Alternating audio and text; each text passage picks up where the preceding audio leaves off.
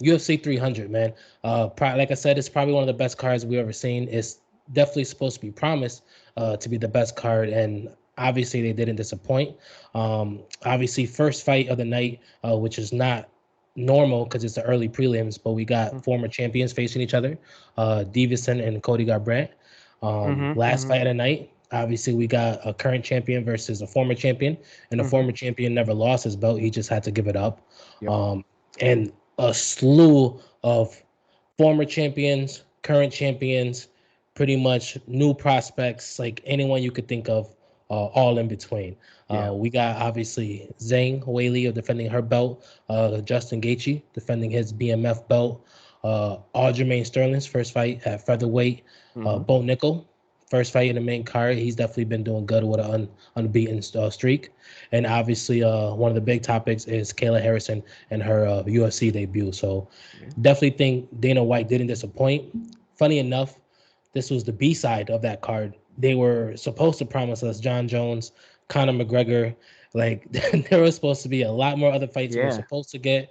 But obviously, a lot of things didn't pan out. But I do think that Dana and the company definitely pulled a good card together. So what do you think about this card? So do you think it's actually touted or can be touted as the best card we've ever seen? I'm inclined to disagree, man. I am. We're actually, you said that we weren't going to debate, but I think we're going to debate. Nah, I look, it's not a bad card by any means. It was looking pretty rough before. Yes. And then they stacked it. And like, this is a very respectable card. Like you said, though, you pointed out, and it should be noted, especially for casuals out there. And I don't say casuals to be mean at all. There's casuals. My cousin, he loves watching boxing strictly, but will watch the UFC because he loves combat sports, but he's a casual and he admits that. So people like that who love combat sports, but maybe have a better taste for something else, that's either boxing, kickboxing, and not MMA, because you don't want to see the full MMA part of MMA. Right. Yeah. But here, man, this is a well-balanced card full of, strikers, wrestlers, BJJ, judoka fighters in here. It's a well-balanced card. Is it one of the best and greatest cards ever? That's yet to, it could be. It definitely could be afterwards, after the night, after it's said and done, it could be. For all we care, the last 3 title fights could go all 5 rounds, and people usually don't want 5 rounds, but it could be 5 rounds of back and forth slugging, especially with the people in there. Technically, you don't want to put your money on 5 rounds for the main event, which is Fier and Hill. You really don't. Yeah. Someone's getting knocked out. Exactly. So you think we've been wrong. MMA math, that's a real thing. Quote, like, I guess that's dubbed out there. MMA math, it either makes sense or it doesn't. And you never know with MMA, and that's when you say MMA math. Like, it's just sometimes it just doesn't math, or it does.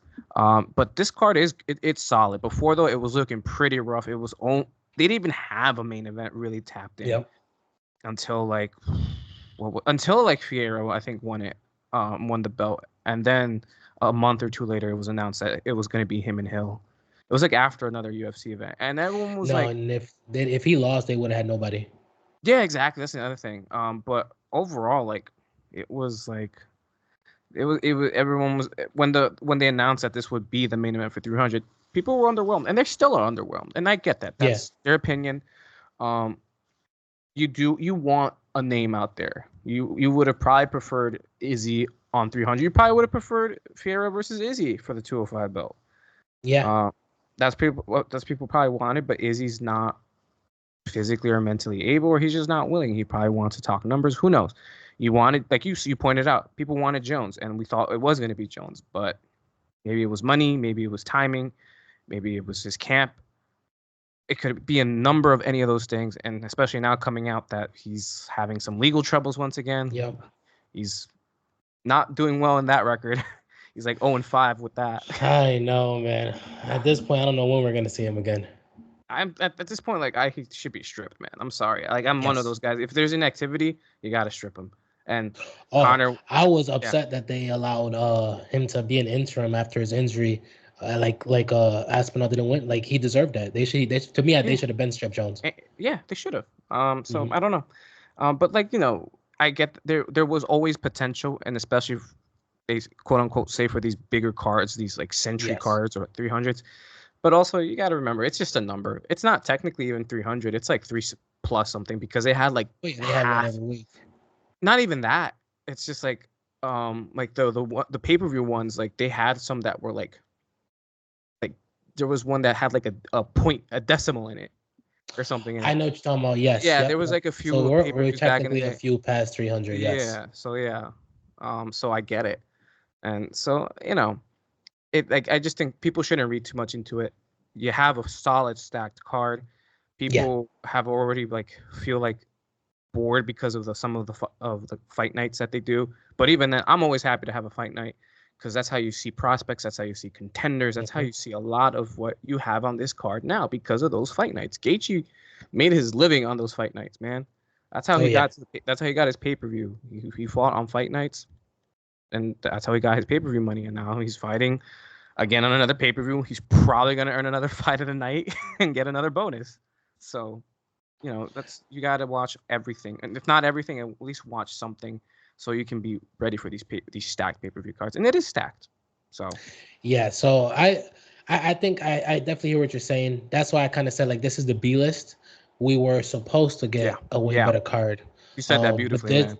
but this might be the first time in a while where I guess not necessarily casuals, but just like I know I'm definitely watching all the fights that day. Same, And it's been a same. long time that I felt that way in UFC. Like I said, I'll pick a few fights here. Like I'll know who I'm looking for. Like, all right, Hmm. this is his first fight in UFC. I know where he's coming Hmm. from. Let me see how he do. Things like that. But from first fight to last fight, I'm definitely excited. And I definitely think like on paper, we should have a lot of good fights. But obviously we'll definitely see how they pan Yeah, out.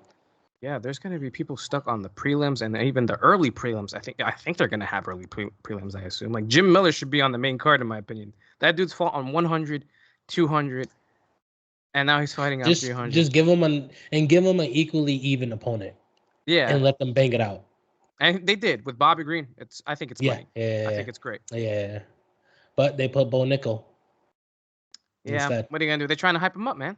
What do you? Yeah, That's gonna be their future cash cow. That's what they want, and yes, that's yeah, how you always know is because when these undefeated fighters that you could argue either have no name to you or have a plenty name to someone else, it's because they're trying to build you up.